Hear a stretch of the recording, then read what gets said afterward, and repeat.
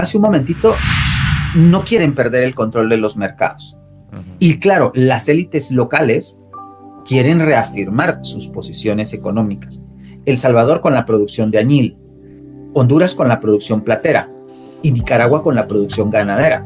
Entonces, la élite guatemalteca se ve debilitada en el momento en que la federación no es viable. La tierra comunal, ¿verdad? Reduces la tierra comunal y eso empobrece las comunidades. Porque la tierra comunal era una garantía que le daba el rey de España a los pueblos originarios, ¿sí?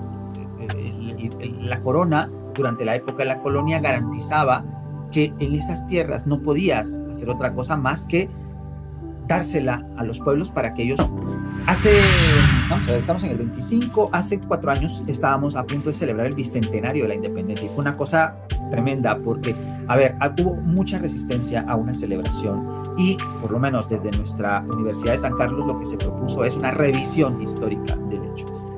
Quiere decir que la independencia de 1821, la independencia de 1847, en medio hay una independencia más que la de 1823, o sea, las 3 independencias, más la reforma liberal que estaba cumpliendo también ciento...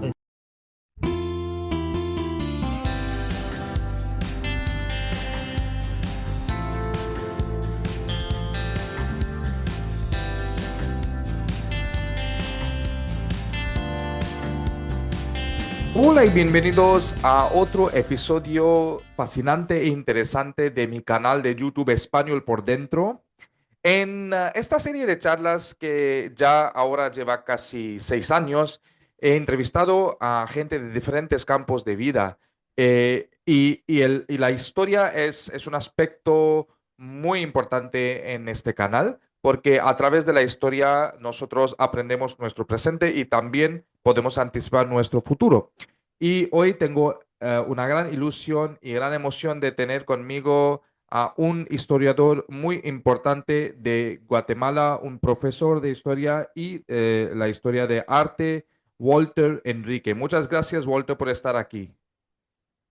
Gracias, Siddharth. Es un verdadero gusto poder estar en tu programa y enviar un saludo a la comunidad de hispanohablantes en India, que sinceramente me sorprendió muchísimo en la oportunidad que tuve de conocerlos y de convivir en Delhi en algún momento del mes de septiembre recién pasado. Así que verdaderamente muy honrado y muchas gracias por invitarme. Bueno, es que yo he entrevistado a mucha gente, así que no recuerdo, pero creo que tú eres el primer guatemalteco en venir a mi canal, así que para mi canal también es otro logro, ¿no? Tener a alguien de un país muy poco conocido aquí en la India, el país de Guatemala. Y Walter nos va a contar sobre la historia republicana de Guatemala, algo que para los estudiantes de español sería bastante interesante conocer y escuchar. Así que, sobre todo, muchas gracias, Walter. Déjame presentarle a Walter Enrique. Walter Enrique es historiador y historiador de arte. Es catedrático titular de la Escuela de Historia de Guatemala de la Universidad de San Carlos de Guatemala. Y bueno, ya vamos a saber mucho más de él y sobre la historia de su país a través de esta entrevista. Pero antes de empezar, Walter, me gustaría preguntarte sobre tu experiencia en la India. ¿Cómo te fue y qué te trajo a la India? Bueno, he de decir que a mí la visita a la India me produjo una serie de experiencias muy gratas, no solo por el aspecto cultural, no solo por esa eh, fama bien merecida que tiene India de presentarle a los extranjeros no solo una cuestión material del patrimonio, sino una experiencia completamente sensorial que invade completamente los sentidos. Entonces, pues eso fue una experiencia verdaderamente, no voy a decir que inesperada, pero sí muy fuerte. Pero a mí me llevaba la invitación que la Embajada de Guatemala y del Ministerio de Relaciones Exteriores me hicieron para poder conversar con los estudiantes de español y los académicos de español en Delhi sobre nuestro Premio Nobel de Literatura. Y es que has dicho una cosa muy interesante, ¿no? Guatemala no es un país que resuene tanto especialmente del otro lado del mundo, pero esta figura, Miguel Ángel Asturias, sí es un guatemalteco que ha logrado trascender mucho en el tiempo y en el espacio por la obra que realizó. Y me causó una impresión fortísima el hecho de que se conociera también a Miguel Ángel Asturias en India, porque fue sumamente enriquecedor y además conocer detalles, por ejemplo, que no muchos se conocen en Guatemala sobre nuestro mismo premio Nobel, como la participación de Asturias en pues, el Congreso Panasiático del 58 y toda esa relación que hay de Asturias con los literatos del sur de Asia y con India. Así que es pues, una experiencia maravillosa y te digo que culturalmente pues, es impresionante e inolvidable. Qué bueno, qué bueno. Es una maravilla tenerte a Walter, así que pues pasamos directamente ahora a las preguntas y pues el tema de hoy me gustaría pues mencionar otra vez a mi público. El tema de hoy es la historia republicana de Guatemala, así que vamos a hablar mucho de los años, de los siglos XIX y XX. Y mi primera pregunta para ti, Walter, es ¿cuál fue el papel de Guatemala en el proceso de independencia de Centroamérica en 1821? Bueno, primero quisiera explicar un poquito por qué Guatemala se va a convertir prácticamente en el dominante de esta historia del siglo XIX, no para Guatemala, sino para toda Centroamérica. Y por eso creo que es tan importante a veces no porque sea para mí la entrevista, sino porque sea para un guatemalteco, porque es Guatemala la que va a dirigir o va a llevar sobre sí las riendas de mucha de la historia republicana del siglo XIX, no solo en nuestro país, sino del actual Salvador, Honduras, Nicaragua y Costa Rica. Y entonces, a partir de ahí, de entender eso, decir que el proceso de 1821, que es el proceso de la primera independencia, porque en realidad nosotros tenemos tres. La de 1821 es la que se conoce más porque es donde se separa de España. Esa independencia, que fíjense, es una independencia rarísima, por decirlo así de alguna manera, porque si nosotros vemos en México hay un levantamiento popular dirigido por Miguel Hidalgo y Costilla. En Argentina hay un levantamiento dirigido por San Martín. En Venezuela, Colombia hay un levantamiento dirigido por Bolívar, secundado por los generales como Ayacucho, perdón, como Sucre, que son pues guerras de liberación. En Guatemala y Centroamérica no hay ningún proceso Mm. semejante. Lo que hay es un pacto de las élites de la ciudad de Santiago de Guatemala, es decir, de la capital de Guatemala, que en ese momento ya estaba asentada en la nueva Guatemala de la Asunción, pero le he dicho Santiago porque son los mismos que vienen desde el siglo XVIII, con las autoridades españolas y con el clero para poder hacer una independencia que no movilice fuerzas militares. Eso es interesantísimo, eso le da un toque totalmente diferente a esta independencia.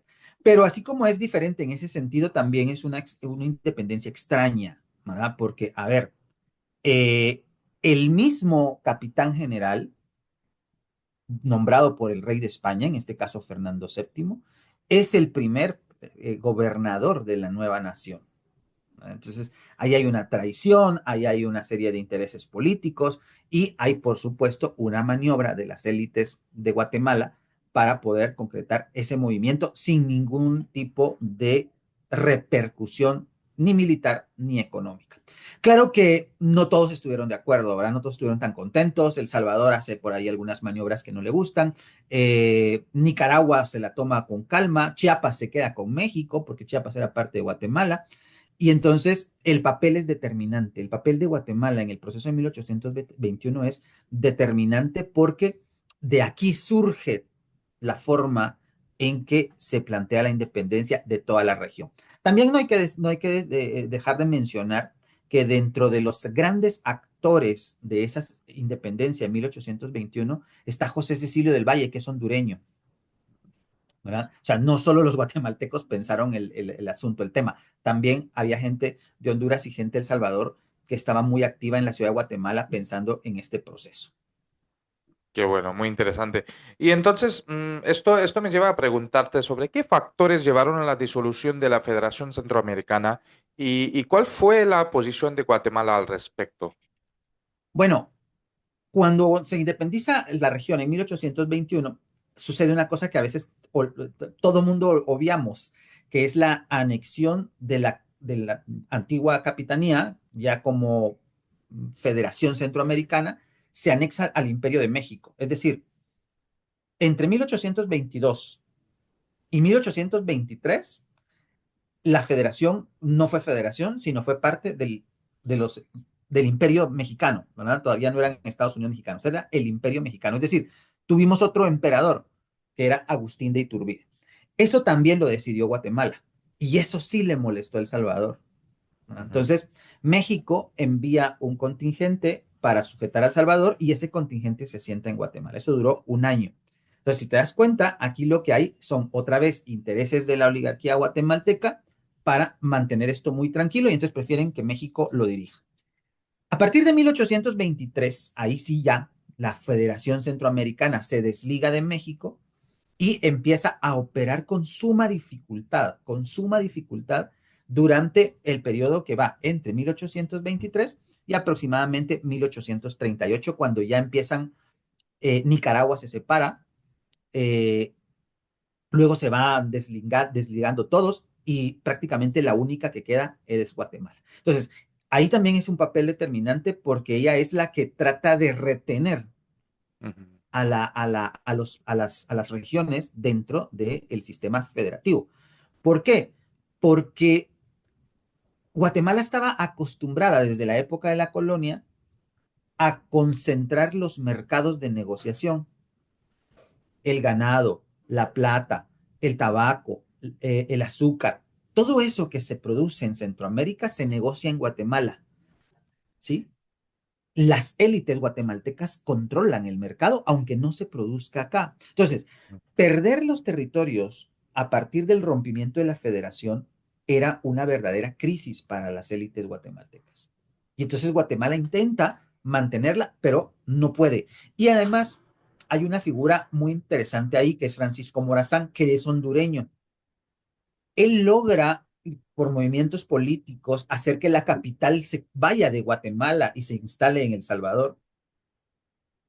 Él invade la capital de Guatemala para sujetar a las élites Ujú. y toma militarmente la ciudad de Guatemala en un periodo que es un periodo prácticamente de guerras entre los países centroamericanos, especialmente entre Honduras, Guatemala y El Salvador. Nicaragua y Costa Rica estuvieron siempre un poquito distantes de todo esto. Entonces, con todo esto que te estoy contando, la Federación Centroamericana prácticamente nace muerta, Ujú. ¿verdad? Y entonces no logra nunca tener un sentido de unidad porque para los centroamericanos representaba una extensión del sistema colonial, donde Ujú. Guatemala iba a continuar dominándolos política, económica y socialmente. Y entonces se van separando todos hasta que en 1851 Guatemala dice, bueno, esto no va más y se declara la tercera independencia, que es la fundación de la República en 1847, perdón, no 1850, no 1847. Bueno. Y Walter, ahora me gustaría preguntarte, ¿cómo se reflejaron los intereses de estas élites económicas guatemaltecas, ¿no? En la formación y ruptura de la federación? Bueno, ellos como te explicaba hace un momentito, no quieren perder el control de los mercados. Ujú. Y claro, las élites locales quieren reafirmar sus posiciones económicas. El Salvador con la producción de añil, Honduras con la producción platera y Nicaragua con la producción ganadera.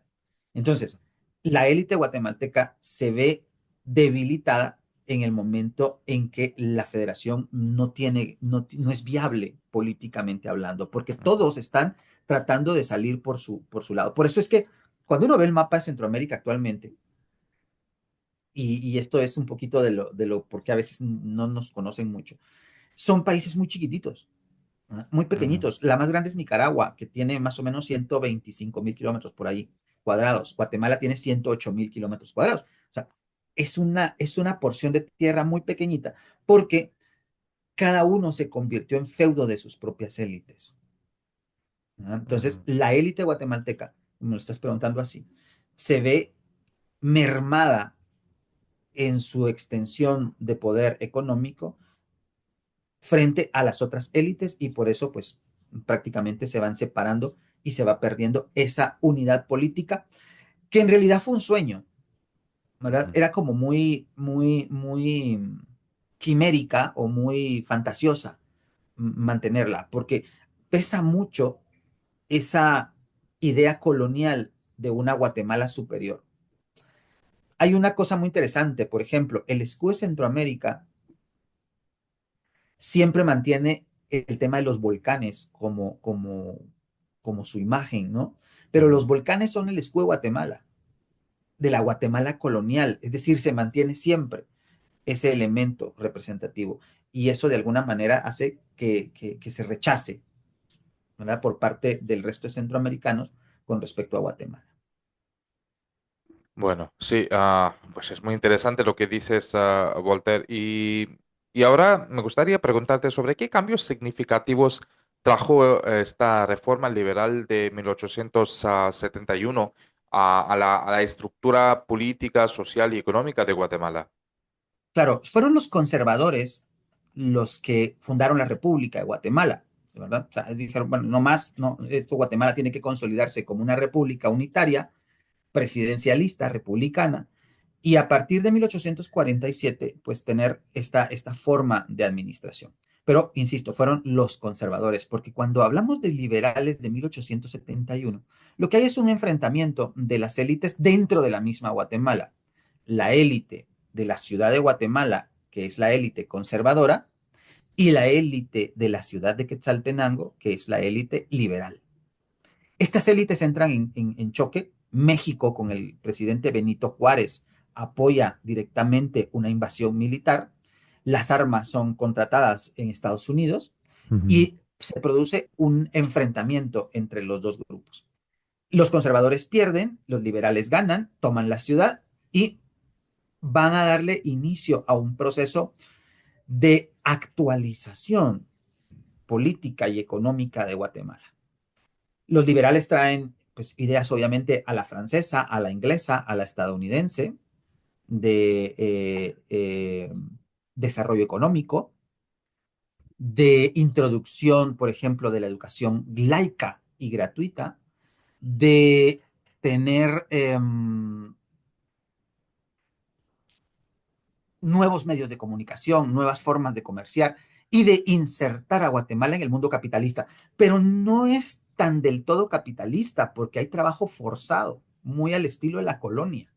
¿No? Ujú. Ese ha sido nuestro gran problema y los liberales lo agudizaron porque se basaron en los sistemas coloniales Ujú. de, de trabajo forzado, ¿verdad? Como el que se hizo en Sudamérica, en las minas, en Guatemala es en las fincas y en las tierras, para desarrollar y hacer crecer una economía artificialmente capitalista. Se sacaba en ferrocarril, se introdujo el ferrocarril, se sacaba en buques de vapor, se hicieron puertos, sí, todo eso es cierto, pero con un procedimiento que no es capitalista, sino feudal. Entonces, eso es un choque, ¿verdad? Porque quieres Mm. implantar un nuevo modelo de producción, pero tienes trabajando otro anterior. Entonces los liberales crean esa forma de articularse económicamente y va a durar muchísimo, Ujú. va a durar muchísimo, porque en 1871 empieza a funcionar y va a terminar de funcionar hasta 1944 con la revolución. Entonces, eso marca mucho la historia de Ujú. nuestro país porque es una historia finales del siglo XIX y casi toda la primera mitad del siglo XX de Ujú. explotación a la mano de obra campesina, porque es trabajo forzado. Bueno, ¿y cómo influyó el auge del café en la consolidación de las dictaduras cafetaleras, ¿no? En Guatemala. Bueno, los liberales tenían, a ver, una idea sobre el desarrollo del país, ¿verdad? Que era el desarrollo del monocultivo. Ya los conservadores habían hecho monocultivo porque ellos cultivaban grana y produjeron mucha grana, que es ese pigmento de los animalitos, ¿verdad? Que produce un color rojo maravilloso. Y ya habíamos tenido esa experiencia de monocultivos. Entonces, los liberales sí quieren tener otro monocultivo, pero esta vez un monocultivo mucho más apreciado a nivel mundial, porque la grana había caído, y ese es el café. El café ya existía en Guatemala, lo habían traído los jesuitas en el siglo XVIII, había producción cafetalera en el gobierno conservador, pero los liberales crean un sistema de expropiación de la tierra a los pueblos indígenas y a la Iglesia Católica para ellos quedarse con esas tierras y organizar en esas tierras una producción intensiva de café. Y ahí tienes otro problema, porque hiciste una expropiación para entregarle la tierra a nuevos latifundistas y esos latifundistas crear su gran monopolio del café.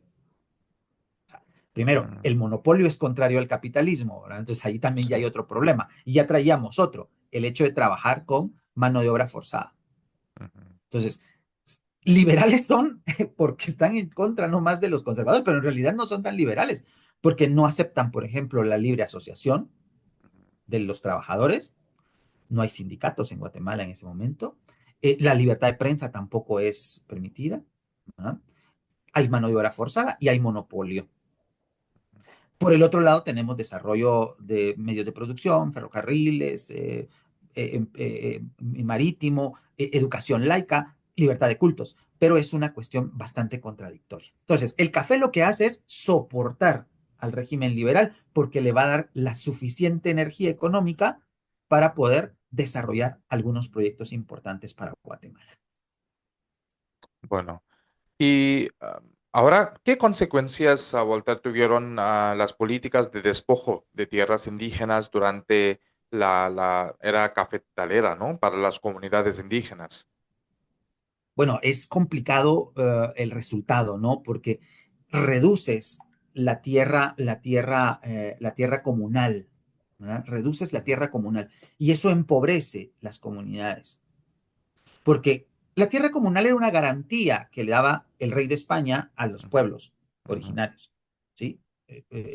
La corona, durante la época de la colonia, garantizaba que en esas tierras no podías hacer otra cosa más que dársela a los pueblos para que ellos puedan desarrollar su agricultura de subsistencia.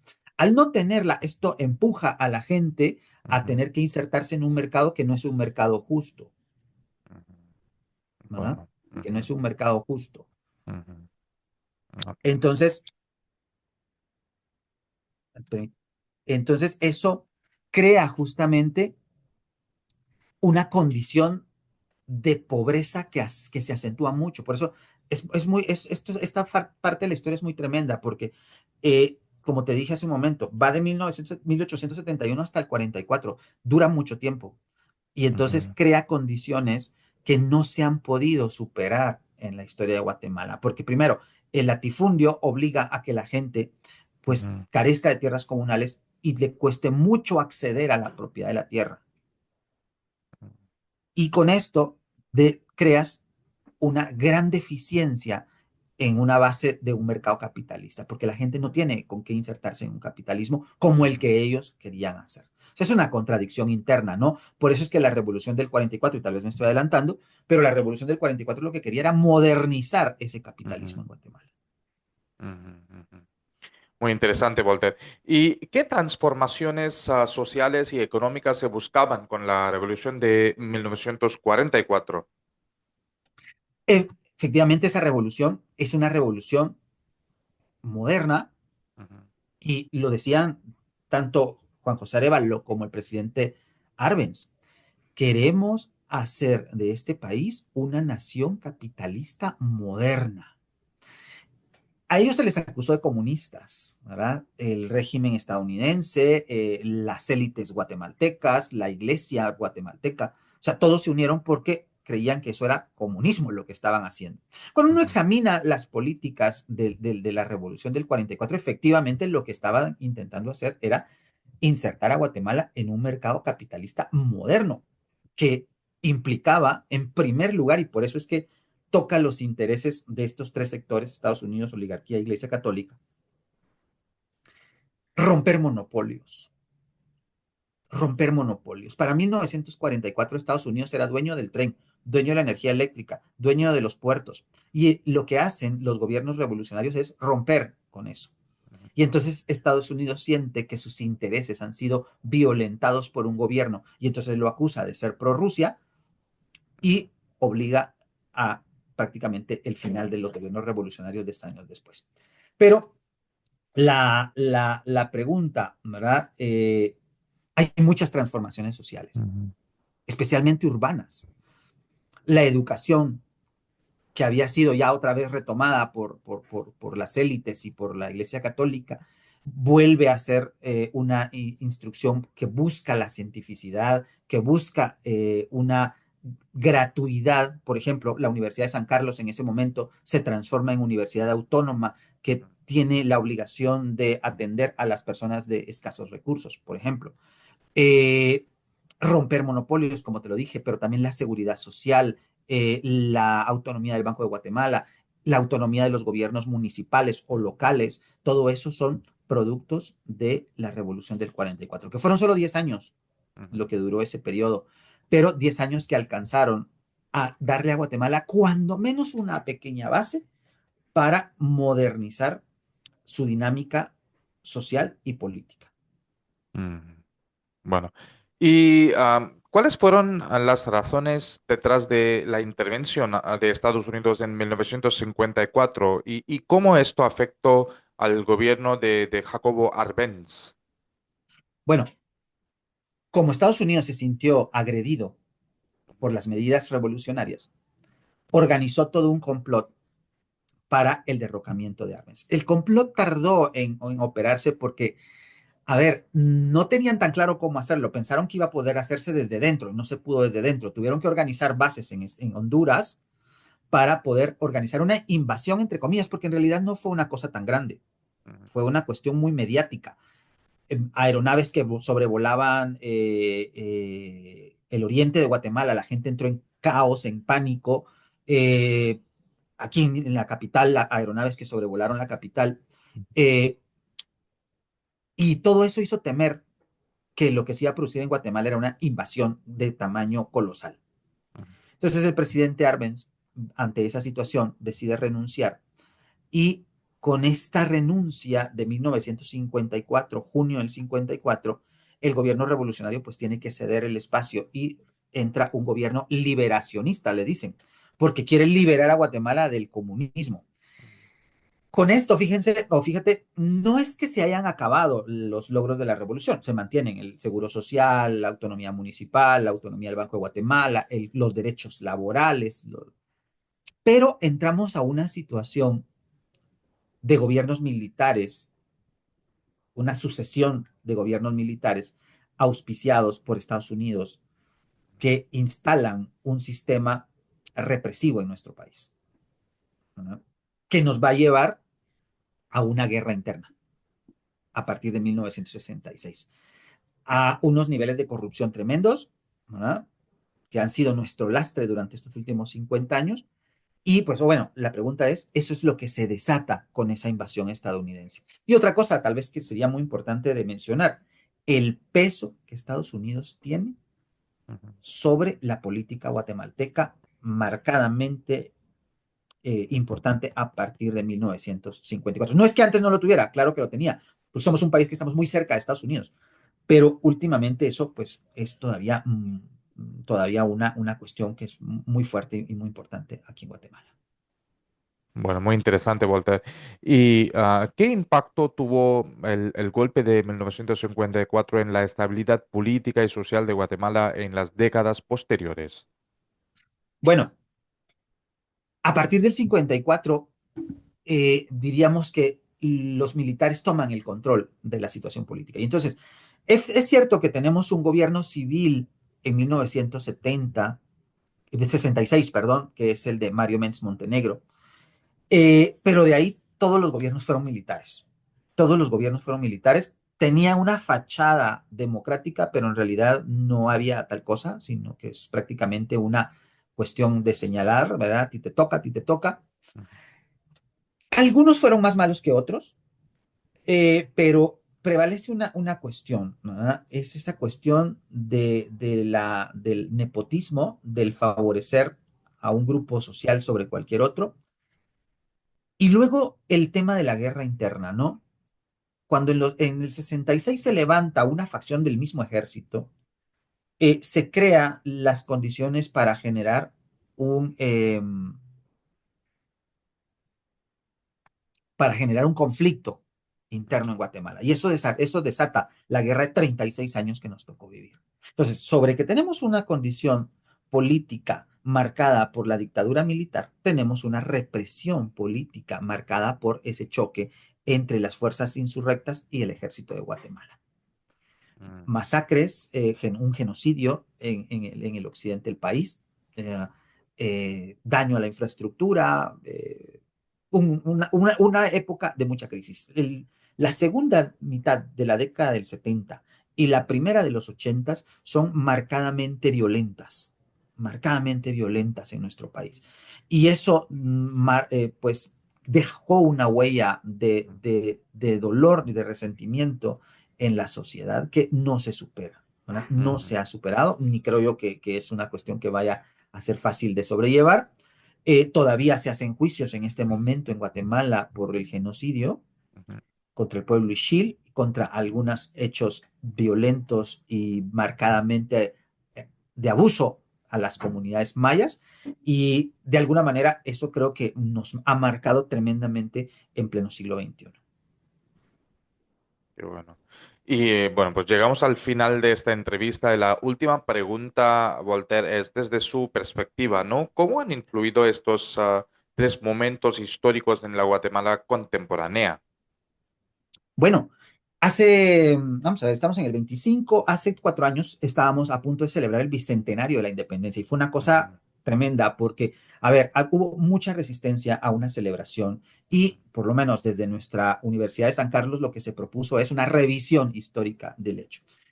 Quiere decir que la independencia de 1821, la independencia de 1847, en medio hay una independencia más que la de 1823. O sea, las tres independencias, más la reforma liberal que estaba cumpliendo también 150 años, ¿sí? ujú, Marcaron definitivamente la historia de Guatemala, porque ahí es donde se forma la idea de república que todavía nosotros tenemos, ¿verdad?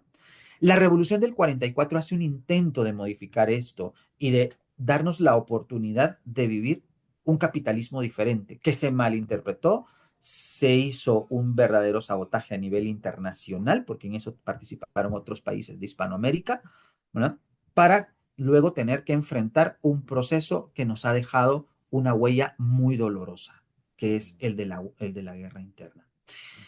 Creo que los guatemaltecos necesitamos una madurez que lamentablemente este momento histórico en el que estamos viviendo no nos permite alcanzar tan fácil, porque el bombardeo de las redes sociales es tan fuerte que no permite tener un análisis sereno sobre las cosas, pero necesitaríamos alcanzar con un grado de madurez un balance, ¿verdad? ujú, Que estime justamente un examen de hacia dónde queremos llevar la República de Guatemala, ¿verdad? ujú, Son determinantes entonces porque son puntos concretos de la historia de nuestro país que nos han hecho modificar de alguna forma nuestra relación interna ujú. y eso pues sigue pesando en nuestra historia. Bueno. Bueno, pues siempre me gustaría hablar más contigo sobre este tema tan fascinante, Voltaire, pero por falta de tiempo, te agradezco mucho por tu presencia aquí, por tu tiempo y espero hacer pues otro vídeo contigo, ¿no? Otra entrevista sobre otro momento histórico de la historia de Guatemala. Claro, sí, ha sido verdaderamente un gusto poder platicar contigo. Yo sé que esta historia, pues se parece un poquito, ¿no? A la historia de otros pueblos de otros pueblos Ujú, hispanoamericanos, ¿verdad? ujú, Y de alguna manera también les puede sonar a ujú. ustedes parecido, ¿verdad? Ustedes también tienen una historia colonialista, también tienen episodios como estos que yo acabo de mencionar. Sí, Y esto de alguna manera nos ayuda a comprendernos mucho mejor, ¿no? Tanto claro. a India, al sudeste asiático, como a los pueblos hispanoamericanos y sin duda a los pueblos africanos. Bueno, pues sí. De hecho, me gustaría pues terminar con esta preguntita de, ¿tú conoces algo de la historia de la India y si se parece algo de la historia de la India con la de la Guatemala? Bueno, Conozco ciertos límites, obviamente muy limitado, ¿verdad? Que es lo que nosotros en Guatemala sabemos de la historia india, conocemos un poco del pasado cultural, ¿verdad? Marcado por el hinduismo, etcétera. Pero esta historia del siglo XIX, de la colonialización inglesa, donde hay una historia similar de apropiación, ¿verdad? De los recursos de India para enriquecer la metrópoli, que con algunas diferencias se parece mucho a la colonización española, aunque la colonización española me parece que es un poco menos agresiva que la colonización inglesa. Pero luego, este movimiento de reivindicación de la nación india en los años 40, me parece que, si bien es cierto, Ujú, podría tener algunos atisbos de similitud con la revolución del 44, no tiene comparación, ujú, ¿verdad? Entre la historia india y la historia de Guatemala. Pero yo creo que donde más nos ujú, podríamos parecer es en la historia de las altas culturas, ujú, ¿verdad? Las culturas madres de ustedes con la cultura madre nuestra, que es la cultura maya, y el episodio colonial, ¿verdad? ujú. El episodio Claro, colonial. claro, claro. Bueno, pues muchas gracias, Walter, por estar aquí de nuevo. Y bueno, pues seguimos en contacto. Así que muchas gracias de nuevo. Gracias, Idar, y un saludo para todos tus oyentes en el canal. Y por supuesto, ha sido un verdadero gusto. Bueno, y espero que a mi público también les haya gustado esta entrevista y espero que esta entrevista ayude a esos académicos, estudiantes que tengan interés o ya estén escribiendo algo sobre la historia de Guatemala, o la cultura de Guatemala. Así que es el motivo, ¿no? Siempre es, el motivo de este canal es llegar a la gente que realmente tiene interés en estudiar más, o leer más o conocer la región de América Latina o España. Así que muchas gracias por ver este video. Hasta el siguiente capítulo de Español por Dentro. Chao.